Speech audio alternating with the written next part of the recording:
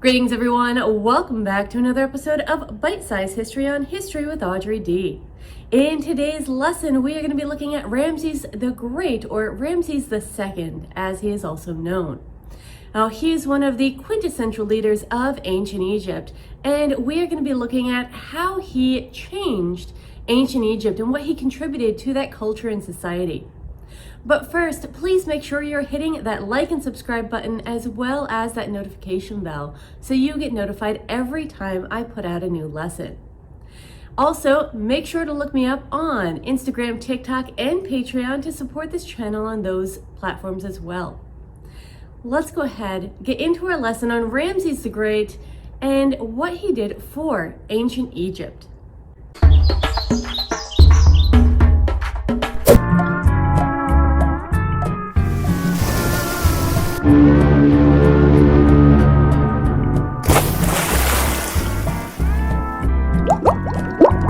First up, we're going to need to look at our learning goals, which include our standard, which is again going to be standard 2, describe the emergence of early civilizations.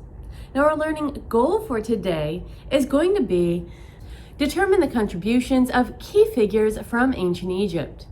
And our learning target is going to be identify contributions of Ramses the Great. Now, we are going to be focusing on those key questions of who was Ramses the Great, when did he reign, what were his accomplishments, and what did he contribute to Egyptian culture and society.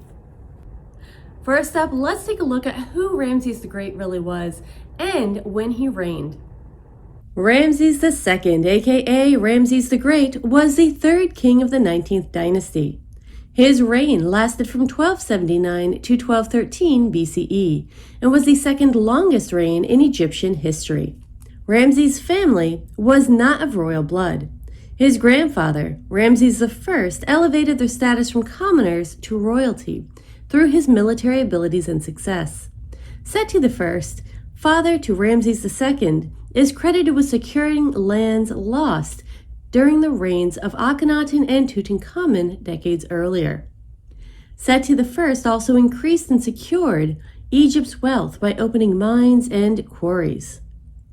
While he was still reigning pharaoh, Seti I made Ramses regent and gave him his own harem and palace home.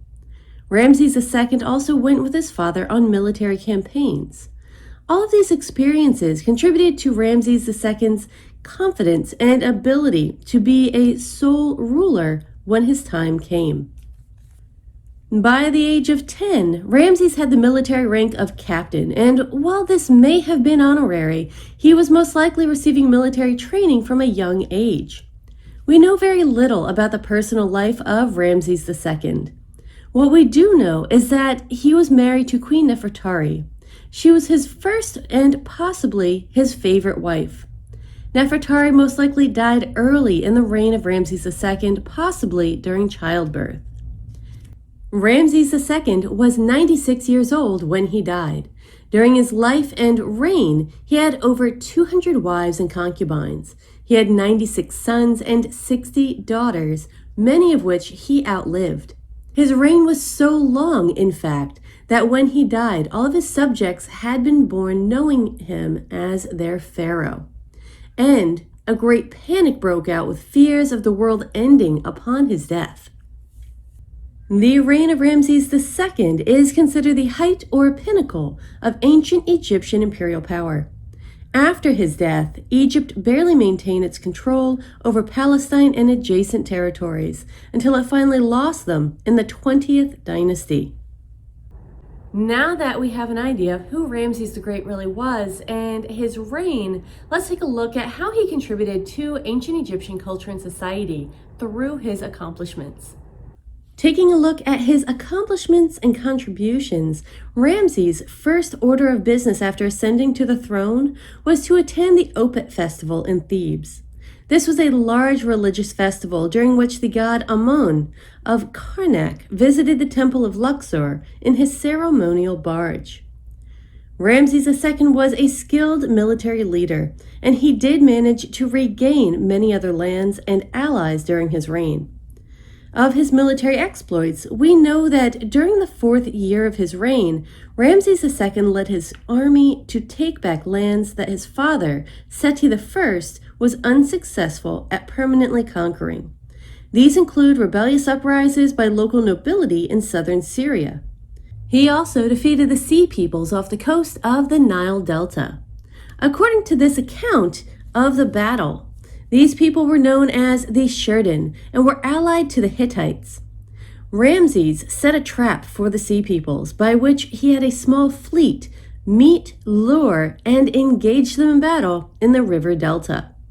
Once the Sea Peoples, or Shurden, were engaged and in position, he launched a full attack from both sides of the river and sank their ships. In his attack on the Hittites, while trying to reclaim the trade city of Kadesh, his records show him as being victorious. However, history and researchers found that while he won the initial battle, he nearly died and inevitably lost the war to the Hittites, never fully regaining Kadesh. Building projects are actually another measure of prosperity for a pharaoh's reign. This is a telling sign if we look back on the other pharaohs and the number of building projects and military campaigns led by each ruler. The number of temples built by Ramses II is partly why Egyptologists dubbed him Ramses the Great. He finished the Great Hypostyle Hall at Karnak. He continued the work on Seti I's temple at Abydos. He completed Seti I's funerary temple on the western bank of the Nile River at Luxor in Thebes, and he built a temple for himself as well. And these were just the building projects that he was completing in Egypt. In Nubia, he built at least 6 temples. 2 of these temples are carved out of the side of the cliff at Abu Simbel, with 4 massive statues of the king being the most well known. The construction of the larger one of these 2 temples was started by Seti I. However, the majority of the work was done by Ramses, and the second temple was almost completely built by Ramses II. He also built the beautifully constructed Ramesses, which means House of Ramses, which became his capital, his military compound, and his pleasure palace. It was an armory, military stable, and training ground as well, and was the location he launched his military campaigns from. And Ramses also sank a well on the route through the eastern desert while on the way to the gold mines in Nubia. As I've mentioned, the tomb complex built by Ramses, known as the Ramesseum at Thebes, the temples at Abu Simbel, the hall at Karnak, the complex at Abydos, and hundreds of other building monuments and temples were built by Ramses II. Along with all of these building projects, the reign of Ramses II is also considered by many historians to be the pinnacle of Egyptian art and culture. This is demonstrated in the Tomb of Nefertari, which has beautiful wall paintings and construction design. One last detail we'll discuss about Ramses the Great is his potential connection to the Pharaoh of Exodus in the Christian Bible. While this is actually not accurate, let's discuss why.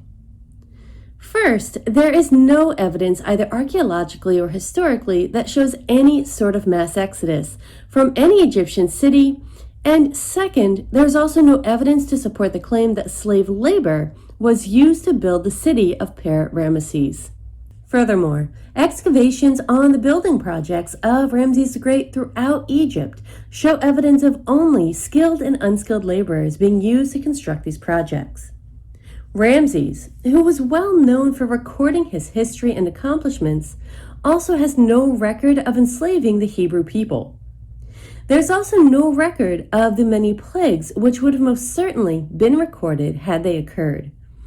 Ramses was well known for elaborating on his conquests and his exploits, so this is something that we really have to pay attention to when we're looking at Egyptian history. To date, there is little to no evidence that any Egyptian ruler used slave labor for building projects. This is also because building projects were part of their economic system, in which skilled and unskilled laborers would be paid for the work, and these funds would go back into the economy as well. That wraps it up for today's lesson on Ramses the Great, or Ramses II as he is also known. I hope you enjoyed this lesson. If you did, make sure you're hitting that like and subscribe button. Also hit that notification bell so you get notified every time I put out a new lesson. If you have any questions, or if there is a historical figure that you would like me to cover in a future episode, please make sure that you put that in the comment section below, and I will make sure to get to it as soon as I can. If you would also like to find me on other platforms, I am on Instagram, TikTok, and Patreon as History with Audrey D. Thank you so much for watching, everyone. I hope you have a fantastic day, and I will see you in our next lesson.